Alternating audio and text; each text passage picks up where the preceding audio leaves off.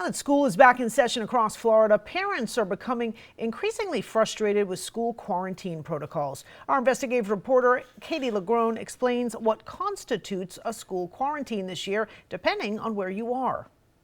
Thank you and have a wonderful day. Call it pandemic school year 2. Just a few weeks into the new school year in most districts, and COVID has already forced thousands of Florida students out of the classroom. In Hillsborough County, the state's third largest school district, nearly 12,000 students and staff are either currently isolated because of a positive test or in quarantine due to a direct exposure, according to the district's latest numbers. It's as interesting as we thought it was going to be. While in small, rural Okeechobee County, positive tests or close contacts have impacted more than a third of the district's total population. It's only week 3. Mid to late last week, we were probably already halfway to all of the exclusions we did last year. But while school quarantine numbers are reaching totals high enough to make any parent anxious, district protocols on when to send students home have actually become more relaxed. Bottom line, if you're vaccinated and asymptomatic, you won't be quarantined, regardless of direct exposure. That's the recommendation by the state and CDC.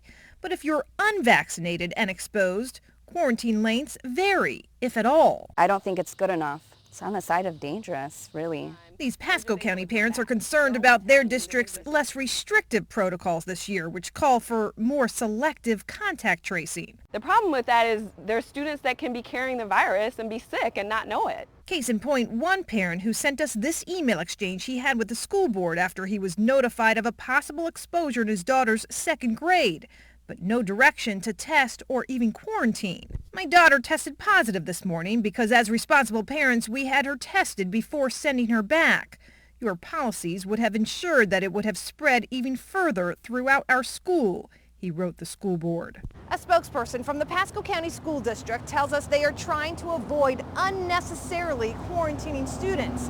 Last year, around the state, tens of thousands of Florida students were quarantined but never got sick. It's a balance school districts are still trying to find. Back in Okeechobee County, unvaccinated students who are exposed must quarantine for 14 days, no exceptions. But unvaccinated staff who are exposed, We're treating our staff like essential employees. If they are not showing symptoms, they can be at work. regardless of Florida's COVID surge that just keeps coming. The game changed, so we're having to adapt to the game changing and just try to keep people at work and at school.